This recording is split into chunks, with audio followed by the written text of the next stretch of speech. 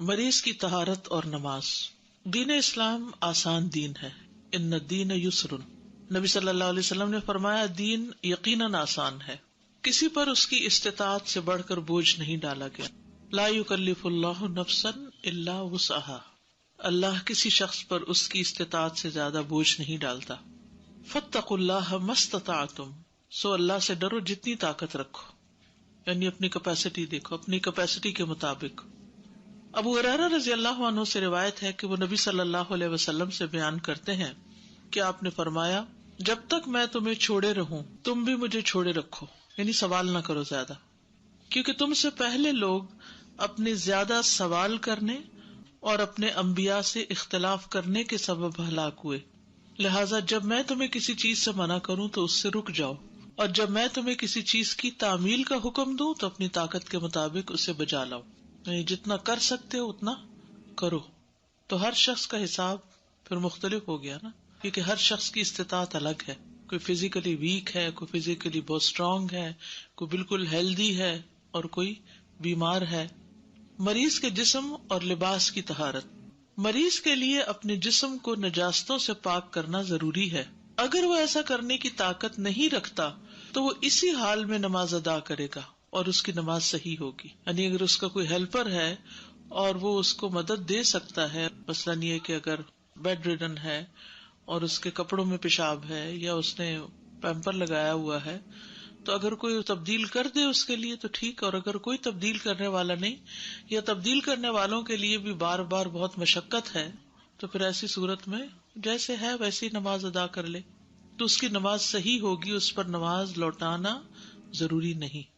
لباس کی طہارت۔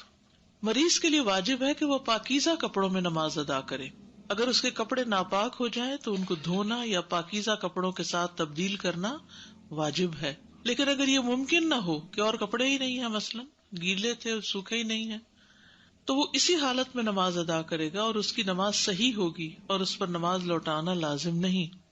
اسماء رضی اللہ تعالی عنہا سے روایت ہے، کہتی ہے کہ ایک عورت نبی صلی اللہ علیہ وسلم کے پاس آئی اور کہا ہم میں سے کسی کے کپڑے کو حیض کا خون لگ جاتا ہے، وہ اس کے بارے میں کیا کرے؟ آپ نے فرمایا اسے کھرچ ڈالے، پھر پانی ڈال کر اسے رگڑے، پھر اس پر پانی بہا کر دھو لے، پھر اس میں نماز پڑھ لے۔ یعنی اگر کسی کے پاس صابن نہیں اور ہاتھ سے بھی اس نے مل مل کے خون دھو دیا، چاہے تھوڑا سا داغ بھی رہ گیا لیکن اس کی اسمیل اور نجاست اور رنگ اور سب کچھ صاف ہو گیا، تو اس میں نماز ادا ہو سکتی ہے۔ بعض لوگ تو پسینہ بھی لگ جائے تو اس میں نماز نہیں ادا کرتے، کہ جو پیریڈز کا پسینہ، پسینے کا سورس کچھ اور ہے اور پیریڈز کا کچھ اور ہے، ان دونوں میں فرق ہے۔ تو پسینہ عام حالات میں ہو یا پھر پیریڈز کے دنوں میں ہو، کوئی فرق نہیں پڑتا۔ نماز کی جگہ کی طہارت۔ مریض کے لیے پاکیزہ چیز پر نماز پڑھنا ضروری ہے، لیکن اگر وہ جگہ نجس ہو جائے تو اس جگہ کو دھونا یا پاکیزہ چیز سے اس کو تبدیل کرنا واجب ہے، یا اس پر کوئی پاک چیز بچھا دے۔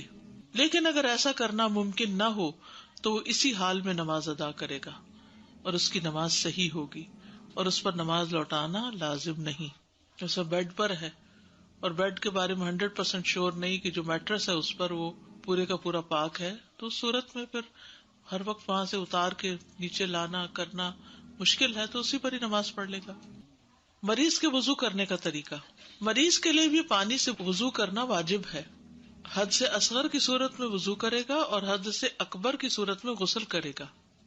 رسول اللہ صلی اللہ علیہ وسلم نے فرمایا طہارت کے بغیر نماز قبول نہیں ہوتی۔ ہاں، پانی سے طہارت کی استطاعت نہ ہو تو تیمم کرنا۔ اگر وہ پانی سے طہارت حاصل کرنے کی طاقت نہ رکھتا ہو، اس وجہ سے کہ وہ عاجز ہو یا بیماری کے بڑھنے کا خوف ہو یا شفا کے متاخر ہونے کا خوف ہو، تو وہ تیمم کرے گا۔ ٹھیک ہے نا؟ یعنی اصل کیا ہے؟ وضو کرنا۔ لیکن اگر وضو سے عاجز ہے، کر ہی نہیں سکتا خود، اور کوئی اور بھی اتنا راضی نہیں ہر وقت کروانے کو، یا بیماری بڑھ جاتی ہے، یا پھر یہ کہ بیماری بہت لمبی ہو سکتی ہے، مرنے کا خطرہ تو نہیں لیکن بیماری ٹھیک نہیں ہوگی یا بہت بڑھ جائے سفر پر، یا تم میں سے کوئی قضائے حاجت سے آیا ہو، یا تم نے عورتوں سے مباشرت کی ہو، پھر کوئی پانی نہ پاؤ تو پاک مٹی کا قصد کرو، بس اس سے اپنے چہروں اور ہاتھوں پر مسح کر لو۔ ابن العاص سے روایت ہے، کہتے ہیں کہ غزوۃ ذات السلاسل میں مجھے ایک ٹھنڈی رات احتلام ہو گیا. مجھے اندیشہ ہوا کہ اگر میں نے غسل کیا تو ہلاک ہو جاؤں گا، مرنے کا ڈر تھا ان کو. تو میں نے تیمم کر لیا، پھر اپنے ساتھیوں کو صبح کی نماز پڑھائی. انہوں نے نبی صلی اللہ علیہ وسلم سے اس کا ذکر کیا تو آپ نے کہا، اے عمر، کیا تو نے جنبی ہوتے ہوئے اپنے ساتھیوں کو نماز پڑھائی؟ میں نے آپ صلی اللہ علیہ وسلم کو بتایا کہ کس وجہ سے میں نے غسل نہیں کیا تھا، اور میں نے یہ بھی کہا کہ میں نے اللہ کا فرمان سنا ہے، وَلَا تَقْتُلُوا أَنفُسَكُمْ إِنَّ اللَّهَ كَانَ بِكُمْ رَحِيمًا. تو رسول اللہ صلی اللہ علیہ وسلم ہنس پڑے اور آپ نے کچھ نہ کہا. ایک اور موقع پر جب ایک شخص کا سر جو تھا اس میں زخم تھا اور اسے لازماً نہانے کا کہا گیا اور وہ نہایا تو فوت ہو گیا. زخم والے حصے پر وضو کا طریقہ: اگر طہارت کے اعضاء میں سے کسی عضو میں زخم ہو تو وہ اسے پانی کے ساتھ دھوئے گا، لیکن اگر پانی سے دھونا اس کے زخم پر اثر انداز ہوگا تو وہ اس پر ایک بار مسح کر لے گا. پس وہ پانی کے ساتھ اپنے ہاتھ کو گیلا کرے گا اور اس کے اوپر سے گزار دے گا. اگر مسح کرنا بھی اس پر اثر انداز ہوتا ہو تو وہ اس عضو پر تیمم کرے گا. ٹھیک ہے، مثلاً اگر کسی کے کونی کے پاس چوٹ لگی تو اس حصے کو تو وہ مسح کر لے گا اور باقی بازو دھو لے گا. اور اگر مسح بھی گراں ہے کہ وہ پانی اندر کوئی قطرہ چلا جائے گا تو اس صورت میں تیمم کر لے گا اتنے حصے کو. جی اگر تو سمجھے کہ وہ سستی سے چھوڑ دی لگی تو اور بات ہے. بعض اوقات یہ ہوتا ہے کہ اتاریں تو خون بہنے لگتا ہے، اس صورت میں تو انسان اس کے اوپر سے ہی دھو لے. لیکن بعض اوقات یہ ہوتا ہے کہ وہ ایک دفعہ لگائی نا تو پھر اتارنے کا ہی نہیں خیال آیا، وہ ٹھیک نہیں. یہ جیسے آپ نے بتایا کہ زخم کی حالت میں تیمم کر لیں عضو کے کچھ حصے پہ، تو باقی پہ وضو کر رہے ہیں تو باقی کا وضو مکمل کر کے پھر تیمم کا پراپر جو ہم نے طریقہ نہیں، سیکھا. یہ کہ اچھا، پھر ویسے ہی تیمم کر لیں. وائپ یور ہینڈ اوور، جی، چاہے گیلا نہ ہو. یعنی آپ یہ بھی کر سکتے ہیں کہ اگر مسح کرنا ہے جی، اور ننگے زخم پر کرنے کی بجائے کپڑا اس پہ ڈال لیں اور اس کے اوپر سے مسح کر لیں. بس تو دیٹ از سفیشینٹ. یعنی مجھے یہ خیال آ رہا ہے کہ تیمم سے بعض اوقات ہمارا ذہن اس طرف جاتا ہے کہ جیسے تیمم کے لیے مٹی اور پھر بلو کرنا اور وہ سب، صرف اس اتنا ہی لحاظ کر سے لیں، کہہ رہی ہوں. اتنا صرف تیمم نہیں، اتنا تیمم ہے وہی نا، پھر تو تو وہ پورا تیمم ہوگا. پھر بیچ میں ہی ہم ہاتھ اس کے اوپر پھیر رہے ہیں. جزاک اللہ خیر. پٹی یا پلستر والے حصے پر وضو کرنے کا طریقہ: پٹی یا پلستر، اگر اس کے بعض اعضاء ٹوٹ گئے ہوں اور ان پر پٹی یا پلستر بندھا ہو تو وہ اس کو دھونے کی بجائے پانی سے مسح کرے گا. دھوئے گا نہیں، ہو تو سارا گل جائے گا. اسے تیمم کی ضرورت نہیں، کیونکہ پانی کے ساتھ مسح کرنا دھونے کے قائم مقام ہے. جس شخص نے پلستر چڑھایا ہوا ہو یہ وہ شخص ہے جس کے کسی عضو کی ہڈی ٹوٹی ہوئی ہو اور اس پر پٹی یا کوئی اور چیز بندھی ہوئی ہو تو وہ اس پر پانی کے ساتھ مسح کرے گا. اور اگرچہ اس نے پلستر وضو کی حالت میں نہ چڑھایا ہو تو بھی پانی کے ساتھ مسح اس کو کفایت کرے گا. موضوع میں تو یہ ہے نا کہ وضو کی حالت میں موزے پہنے ہو.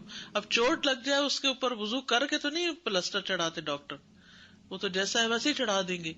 تو اب اس کو دھونے کی ضرورت نہیں، اتارنے کی ضرورت نہیں، بس اس کے اوپر سے مسح کر لیا جائے. ایک ہی تیمم سے اگلی نماز پڑھنے کی رخصت ہے، یعنی ہر نماز کے لیے الگ تیمم کی ضرورت نہیں. اگر ایک نماز کے لیے تیمم کر لیا جائے اور اگلی نماز تک وہ حالت طہارت میں ہی ہو، یعنی وضو قائم رہے، تو پہلے تیمم سے ہی نماز پڑھے گا. کیونکہ بعض اوقات گھر والوں کے لیے بھی بڑی مصیبت ہو جاتی ہے نا، مشکل بات ہو جاتی ہے کہ مریض کو بار بار تیمم بھی کرائیں، اور اس کے لیے بھی کھیچل ہو جاتی. دوسری نماز کے لیے دوبارہ تیمم نہیں کرے گا کیونکہ وہ طہارت کی حالت پر باقی ہے اور اس نے کوئی ایسی چیز نہیں پائی جو اس کی طہارت کو باطل کرے. جو خود تیمم نہ کر سکے اسے کوئی دوسرا تیمم کروا دے. وضو بھی کروا سکتے، تیمم بھی، ایز پر نیڈ. وہ شخص پاکیزہ زمین پر دونوں ہاتھ مارے گا اور انہیں مریض کے چہرے اور اس کی ہتھیلیوں پر پھیرے گا.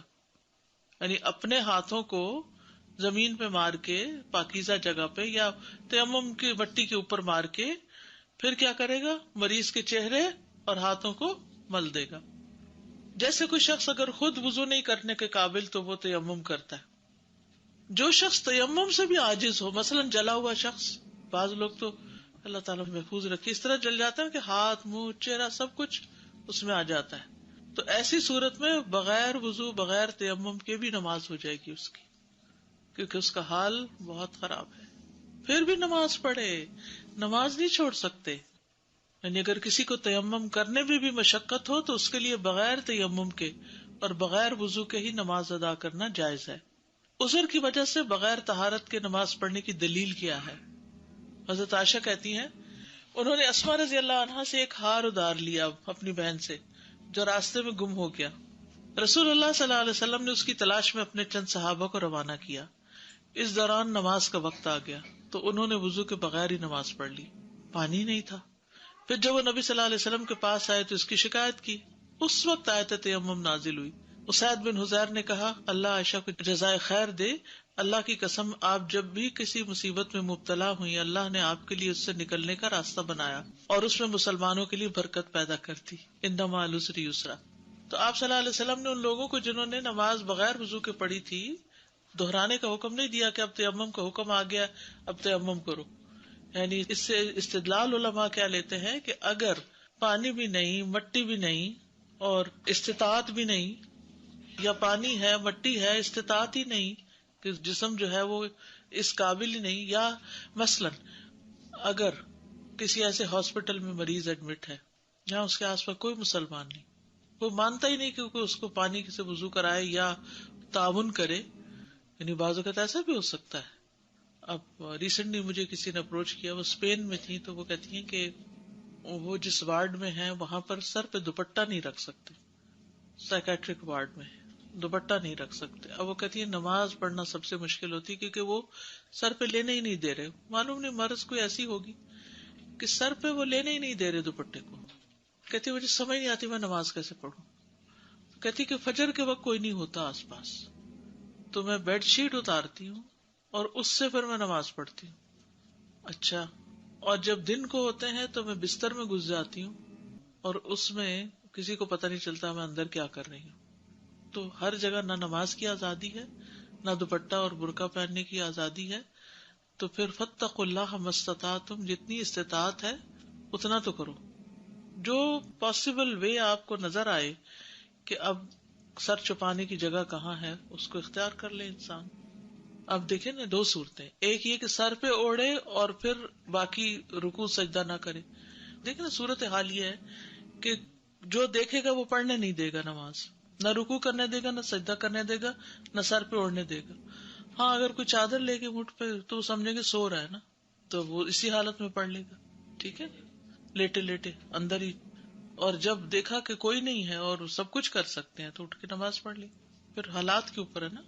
ابھی ریسنٹلی میں کسی کے بارے میں پڑھ رہی تھی کہ اس کو ایجپٹ کے ایک ٹارچر سیل میں رکھا گیا ایک شخص کو 92 days کے لیے. وہ کہتے کہ مجھے تہہ خانے میں لے گئے اور اس میں اتنی جگہ بھی نہیں تھی کہ میں ٹانگ پھیلا سکوں، ٹانگ پھیلا نہیں سکتا تھا، اور اسی حال میں مجھے نماز پڑھنی ہوتی تھی، اسی حال میں کھانا اسی میں سونا اسی میں. تو اب آپ خود سوچے کہ اللہ تعالیٰ رحم کرے، اللہ ہر ایک کو دنیا اور آخرت دونوں کی آزمائشوں سے محفوظ رکھے. انسان کو نہیں پتا ہوتا کہ کس وقت اس کے اوپر کیا حالت آ جائے. تو ایسی صورت میں انسان کو یہ تو پتا ہو کہ میں نے اپنی عبادت کیسے کرنی، یہ پتا ہونا چاہیے کہ فاتقوا اللہ ما استطعتم. کھڑے ہونے کی استطاعت نہیں، اور استطاعت ہے لیکن جگہ ہی نہیں کھڑے ہونے کی تو پھر بیٹھ گئی. جس حال میں ہو، جہاز میں ہے تو پھر کہیں نہ نیچے سجدہ دینے کی جگہ نہیں تو کرسی پہ ہی بیٹھے بیٹھے پڑھو. قبلے کی رخ نہیں کر سکتے، کہاں سے کریں، کس طرح کریں گے. وہ کھڑے نہیں ہونے دیتے، ہر تھوڑی دیر بعد وہ بیلٹ آن ہونے کا سائن لگ جاتا ہے کہ بیلٹ لگاؤ، ٹربولنس ہو گئی ہے. اب آپ نمازیں توڑیں گے بار بار. جو آپ کی استطاعت میں اس طرح آپ کر لیں. مستحاضہ اور سلسلۃ البول کی طہارت، یہ عام طور پہ عورتوں کو مسئلہ رہتا ہے، خصوصاً جب پیریڈز بند ہونے لگتے ہیں یا کچھ تو کبھی ہوتے نہیں، کبھی کئی کئی دن جاری رہتے ہیں. حضرت عائشہ سے روایت ہے کہ انہوں نے کہا فاطمہ بنت ابی حبیش نبی صلی اللہ علیہ وسلم کے پاس حاضر ہوئی اور کہنے لگی کہ اے اللہ کے رسول، میں ایسی عورت ہوں اکثر مستحاضہ رہتی ہوں، یعنی میری پیریڈز بند ہی نہیں ہوتے اور اس کی وجہ سے پاک نہیں ہو سکتی، کیا میں نماز چھوڑ دوں؟ تو رسول اللہ صلی اللہ علیہ وسلم نے فرمایا نہیں، یہ ایک رگ کا خون ہے، حیض نہیں. یعنی اس کا سورس رحم نہیں بلکہ اور چیز ہے، اس کا پیسج اور ہے. پھر جب تمہارے حیض کا وقت آ جائے تو نماز چھوڑ دو، کیونکہ حیض کا خون اس خون سے رنگ شکل بو میں مختلف ہوتا ہے، اور جب وقت گزر جائے تو اپنے بدن اور کپڑوں سے خون دھو کر نماز ادا کرو. ہشام نے کہا میرے والد عروہ بن زبیر نے کہا آپ نے فرمایا پھر ہر نماز کے لیے وضو کرو حتیٰ کہ وہی حیض کا وقت پھر آ جائے. تو اس سے کیا پتہ چلتا ہے کہ مستحاضہ کا جو سبیلین سے خون ہے جو نکل رہا ہے اس پر وضو ہے، اس کے لیے ہر نماز کے لیے تازہ وضو کرے گی لیکن نہائے گی نہیں. زوجہ نبی صلی اللہ علیہ وسلم ام سلمہ سے مروی ہے کہ رسول اللہ صلی اللہ علیہ وسلم کے زمانے میں ایک عورت کو بہت خون آتا تھا، تو اس کے لیے ام سلمہ نے رسول اللہ صلی اللہ علیہ وسلم سے پوچھا تو آپ نے فرمایا اسے چاہیے کہ یہ عارضہ لاحق ہونے سے پہلے مہینے میں حیض کے دنوں اور راتوں کی گنتی کا خیال کرے. یعنی جب یہ بیماری نہیں ہوئی تھی تو اس وقت مہینے میں کتنے دن پیریڈز ہوتے تھے اس کو یاد رکھنا چاہیے. تو آپ اپنی بچیوں کو یہ بتائیں جب پہلے پیریڈ شروع ہونا تو ڈائری منگوا کے کہیں کہ نوٹ کرو کس دن شروع ہوا اور کس دن اینڈ ہو رہا ہے. اگلے مہینے بھی ایسے، اگلے مہینے بھی ایسے، 3 مہینے میں پتہ چل جاتا ہے عادت کیا ہے. تو پھر بہت سے شرعی احکام عادت سے دیکھے جائیں گے کہ عورت کی عادت کتنے دن کی ہے.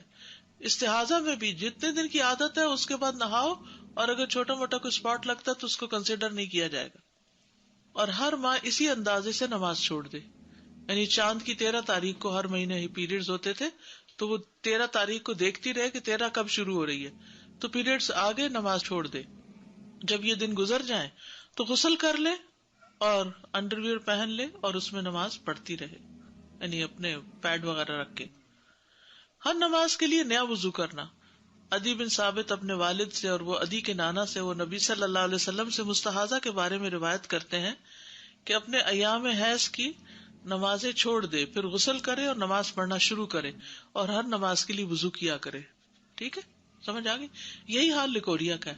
چونکہ لکوریا جو ہے وہ سبیلین سے آتا ہے، اگرچہ اس کا سورس وہ نہیں ہے جو منی کا ہے، یعنی کہ ڈفرینٹ جگہ سے آتا ہے، تو وہ اس کا لیکوڈ تو پاک ہے. لکوریا اگر آپ کے کپڑوں کو لگ گیا تو کپڑا نہیں ناپاک ہوا، لیکن چونکہ نکلا سبیلین سے تو کوئی بھی چیز جب سبیلین سے نکلتی ہے تو وضو آ جاتا ہے اس پر. ٹھیک. اسی طرح یہی حال مزی کی طہارت کا ہے. حضرت علی رضی اللہ عنہ کہتے ہیں کہ میں ایک ایسا آدمی تھا جس کی مزی بہت نکلتی تھی تو میں بار بار غسل کرتا تھا، یہاں تک کہ میری کمر کی کھال بوجہ پانی پھٹ گئی. تو میں نے نبی صلی اللہ علیہ وسلم سے اس کا ذکر کیا تو رسول اللہ صلی اللہ علیہ وسلم نے فرمایا تم ایسا نہ کرو، جب تم مزی دیکھو تو صرف اپنے عضو مخصوص کو دھو ڈالو اور وضو کر لو جیسے نماز کے لیے وضو کرتے ہو. اس میں بھی وضو ضروری ہے، نہانا ضروری نہیں. زیادہ یہ پیریڈ کی کتنے دن کی مدت ہو سکتی ہے کہ مطلب جیسے ہر ایک کا فرق ہوتا ہے. یعنی جیسے پہلے شروع ہوا 3 دن آتے تھے یا 5 آتے تھے یا 7 آتے تھے تو بس وہی دن مقرر ہوں گے. اچھا، تو 15 دن تو نہیں ہوتے ہیں اس میں؟ 15 دن تو نہیں ہوتے. تو زیادہ سے زیادہ کتنے ہو سکتے ہیں؟ کوئی ہر ایک کی عادت فرق ہے، کچھ نہیں کہہ سکتے. اچھا، 15 دن نہیں ہو سکتے لیکن اتنے زیادہ تو نہیں ہو سکتے. اوکے، جزاک اللہ. استاذہ میں نے استخاصہ کے لیے پوچھنا ہے کہ جب آپ استخاصہ کے ساتھ ہوں تو جیسے آج کلاس ہو رہی ہے اور اگر مجھے استخاصہ ہے تو میں جماعت کے ساتھ نماز پڑھ لوں یا جی پڑھ سکتے، روزہ بھی رکھ سکتے ہیں، سب کچھ. جی صبح کے وضو کے ساتھ جو ہم آتے ہوئے نہیں اس وضو کے ساتھ نہیں، وضو تازہ کرنا پڑے گا. یہی تو بتایا گیا نا کہ ہر نماز سے پہلے کیا کرو. جی ہاں، نماز سے پہلے نیا وضو کرنا ہوگا. استاذہ لیکوریا کے حوالے سے ایک سوال ہے کہ نماز سے پہلے آپ نے وضو کر دیا، پھر کئی دفعہ نماز کے دوران اگر ہو جائے تو نماز کے دوران چاہے بلیڈنگ ہو، چاہے لیکوریا ہو، چاہے کچھ بھی ہو، ہوتا رہے، سوائے اس کے کہ اگر ونڈ پاس ہو تو پھر وضو ٹوٹ جاتا ہے. سلسل بال بھی یہی ہوتا ہے کہ کچھ لوگوں کو پیشاب کنٹرول نہیں ہوتا بڑی عمر میں، تو وہ پھر ان کا ایک ایک قطرہ قطرہ نکلتا چلا جاتا ہے، تو وہ بھی وضو کر کے نماز شروع کر دے اور نماز کے بیچ میں جتنا چاہے وہ نکلتا رہے، کنسیڈر نہیں کیا جائے گا. ہاں اگلی نماز سے پہلے پھر وضو کرنا ہوگا. فرض سنت نفل سب کچھ پڑھ سکتے ہیں ایک وضو سے، ایک وقت کی پوری نماز. استاذہ اگر کوئی مرض کے دوران پیریڈ شروع ہوئے اور ختم ہوئے اینڈ غسل نہیں لے سکتے تو پھر کیا کریں؟ غسل کیوں نہیں لے سکتے؟ وجہ کوئی مرض ہے اور ان کی لائک ہاسپٹل میں ایڈمٹ ہے. ہاسپٹل میں تو تیمم کریں گی. پیریڈز ختم ہوئے غسل نہیں کر سکتے کہ بیماری بڑھنے کا ڈر ہے یا ہلاکت کا ڈر ہے تو پھر تیمم کریں گے. یا ایسی جگہ پر ہے جہاں پانی ہے ہی نہیں، نہانے کا انتظام ہی نہیں. سر جو مریض ہے وہ تیمم نہیں کر سکتا ہے تو آپ نے بتایا کہ کوئی اور اسے تیمم کرائیں گا، رائٹ؟ تو وہ جو تیمم کرا رہا ہے تو اس سے وضو کی حالت میں ہونا ضروری ہے؟ نہیں، کوئی ضرورت نہیں. استاذہ یہ لکوریا کی جو بات ہو رہی تھی تازہ وضو کرنے کی، تو اس سے پہلے استنجا کرنا بھی ضروری ہے پھر وضو نہیں، کریں؟ کیونکہ وہ پانی پاک ہے، خشوع کے لیے ضروری ہے. اگر پاسبل ہو تو استنجا کر لے انسان، صاف ستھرا اچھے فیلنگ آئے. لیکن اگر کسی وجہ سے نہیں بھی ہو سکتا. استاذہ جو ہم نے مریض کے حوالے سے ساری ڈیٹیل دیکھی، اس میں ایک تو سب سے پہلے شوگر کے جذبے آ رہے تھے، جی اور دوسرا وہ جو اسپین والی آپ نے بات بتائی، وہ یہاں پہ ایون یو ایس میں بھی ایک پیشنٹ کا اسی طرح اتفاق ہوا. اس نے اپنا تجربہ بیان کیا کہ وہ اس لیے نہیں لینے دیتے دوپٹہ یا چادر کہ ان کو یہ خوف ہوتا ہے کہیں یہ اپنے گلے میں باندھ کے اور Strangle خودکشی نہ نہ کر کر لے. جی ہاں، تو وہ دوپٹہ ان سے لے لیتے ہیں. تو میں نے بھی اس سے کہا کہ دوپٹہ اپنے کمرے میں رکھ دو، تو جب وہ نہ ہو تو دوپٹہ نکال کے، تو کہتے نہیں وہ رکھ بھی نہیں سکتے. جی ہاں، مطلب ان کو جب ایڈمٹ کیا تو ان سے یہ سب چیزیں ایکسٹرا کوئی بھی ایسی چیز اب دے مجھے لیتے سمجھ ہیں. آئی کہ رکھنے میں کیوں نہیں دیتے، کہ دوپٹہ رکھنا منع ہے وہاں. لیکن کیپ تو پہن سکتے ہوں گے نا. جی آپ دیکھیے، وہ یہی کہہ رہی ہیں کہ ایسی بیماری جس میں مریض کی خودکشی کا ڈر ہو یا کچھ، تو پھر یہ سب چیزیں ریموو کر دیتے ہیں، ورنہ تو منع نہیں کرتے دوپٹہ لینے سے. ہر سائیکو وارڈ میں بھی نہیں، اور ایز پر نیڈ میرا خیال ہے کہ ایسا ہوتا ہے. زیادہ جی یہ بھی فریکوینٹ سوال آتا ہے کہ یہ لکوریا اور مستحاضہ والی کا، کہ وہ تو سمجھ گئے اپنا کہ نیا اس وقت وضو کر لیا، لیکن ان کے گارمنٹ پہ اگر کوئی اسپاٹ یا کوئی ایسی چیز آ گئی ہے تو کیونکہ وہ چیز خود ناپاک کرنے والی نہیں ہے تو دے کین پرے ان اٹ. جی ہاں، حتیٰ کہ منی جو ہے جس سے جو انسان کی پیدائش ہوتی ہے وہ بھی پاک ہے. یعنی کہ اگر کسی کپڑے کو لگی ہوئی ہو تو اسے کھرچ کر صاف کر دینا بھی کافی ہو جاتا ہے.